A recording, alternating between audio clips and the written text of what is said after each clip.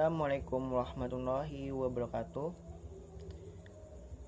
Di sini saya akan menjelaskan tentang apa itu ghost hacking dan fungsi dan contohnya. Apa itu ghost hacking? Ghost hacking merupakan suatu teknik marketing yang digunakan oleh perusahaan tertentu dalam bidang teknologi yang berbasis kemampuan berpikir analitis, berbasis kreativitas, dan taktik sosial. Ghost hacking merupakan teknik marketing yang berbasis eksperimen. Istilah ghost hacking diambil dari campuran berbagai teknik data engineering, analitik, dan marketing. Seorang ghost hacking menggunakan semua teknik ini secara optimum. Dengan begitu, mereka bisa menemukan cara terinovatif, terefektif, dan tercepat untuk mencapai kesuksesan tertentu. Untuk apa ghost hacking dan tujuannya? Ghost hacking dipakai untuk menentukan cara paling produktif untuk mengembangkan sebuah bisnis teknologi marketing yang bertujuan untuk mendapatkan publikasi dan menjual produk. Jadi, di dalam pengembangan bisnis tertutup ini sangat dibutuhkan strategis dan taktik. Pada umumnya, kata strategis mengacu pada pendekatan jangka panjang untuk pertumbuhan suatu bisnis dan tidak sering berubah-ubah. Sedangkan taktik merupakan sebuah eksperimen jangka pendek dari strategis dan dapat berubah suatu dalam informasi atau prioritas baru.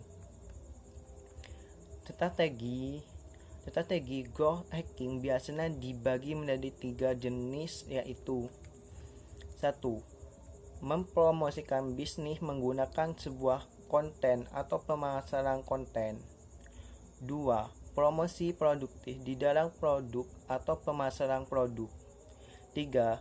Membayang kegiatan promosi atau iklan. Salah satu hal penting dalam suatu strategi marketing adalah mengukur kesuksesan. Kebanyakan ghost hacker fokus pada langkah AANN, yaitu 1. Acquisition. Acquisition adalah saat pertama kali bisnis dan calon pelanggan Anda melakukan kontak, biasa melalui website atau dari produk yang Anda jual.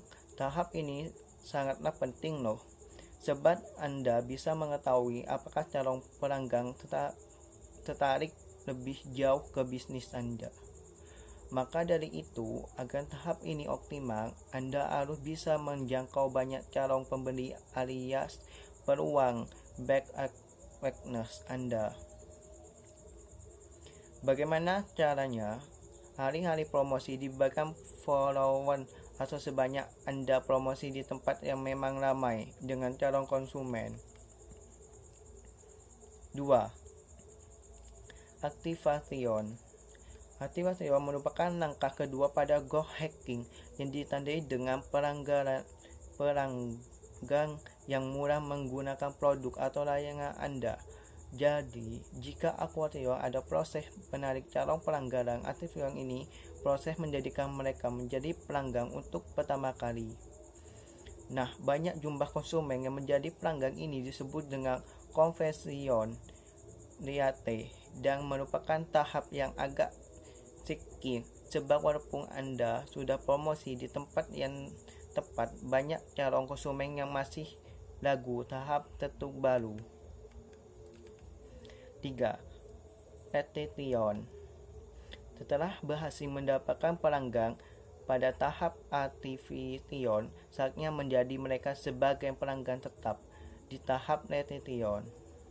Maka dari itu, Anda harus mencoba memastikan bahwa pelanggan tak hanya menggunakan produk atau layanan sekali saja, namun berkali-kali di waktu mendatang. Bagaimana caranya? Inilah caranya.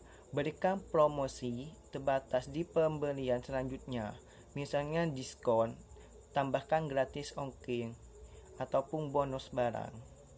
Buat pelanggan Anda merasa terpesang, mulai dari mengirim email ucapan terima kasih setelah membeli produk Anda, memberikan voucher khusus saat pelanggaran ulang tahun, hingga menjalankan kampanye UGC sebagai bentuk apresiasi karya pelanggan. Kirimkan newsletter yang merupakan email berisi informasi produk atau layanan yang dikirim ke pelanggan Anda. Jadi mereka akan selalu update dan bisa membangun rasa ketertarikan lagi. 4. Referral. Referral adalah tahap di mana pelanggan tetap Anda mempromosikan produk atau layanan Anda ke orang lain umum melalui strategi yang disebut sebagai word of mouth marketing atau promosi dari mulut ke mulut. Strategi ini sangatlah ampuh dan mampu membentuk pertumbuhan bisnis Anda dengan cepat. Nah, untuk mendorong pelanggan tetap Anda melakukan promosi ke orang lain, Anda beri bonus setiap mereka berhasil mengajak orang lain, misalnya diskon khusus, cashback, fitur tambahan semacamnya. 5. Revenue. Nah, tahapan terakhir ini, growth hacking, adalah revenue atau pendapatan. Jika 4 tahapan tersebut berjalan dengan lancar, Anda akan mulai mendapatkan pendapatan yang bisa digunakan untuk mengembangkan startup Anda lebih jauh lagi. Sayangnya, banyak startup yang gagal mencapai tahap ini karena sebagai analisa supaya Anda tidak jatuh ke lubang yang sama. Berikut tips meningkatkan revenue yang bisa dicoba. Segala temuan model bisnis yang menentukan sehingga tak melulu uang tanpa mendapatkan profit. Jangan hanya fokus mencari konsumen baru saja, sebab mendapatkan konsumen baru itu butuh biaya 5 hingga 25 kali lebih mahal dibandingkan fokus kepada pelanggan tetap. Tawarkan paket langganan setahun, konsumen akan membayar penuh di muka sehingga Anda mempunyai pelanggan uang untuk membayarkan tertutup. Taktik.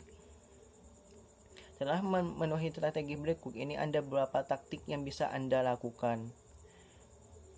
1. Memastikan produk atau layanan Anda mencari yang dibutuhkan di pasaran tetap memiliki kualitas yang tinggi. Mulailah untuk melakukan survei saat Anda memiliki ide tentang produk baru. Sebab survei tersebut Anda mulai memproduksinya. Kebanyakan marketing advertising atau referensi membantu konversi ide dengan lebih cepat sebab rekomendasi dari teman, keluarga, ataupun kolega jauh lebih bisa dipercaya.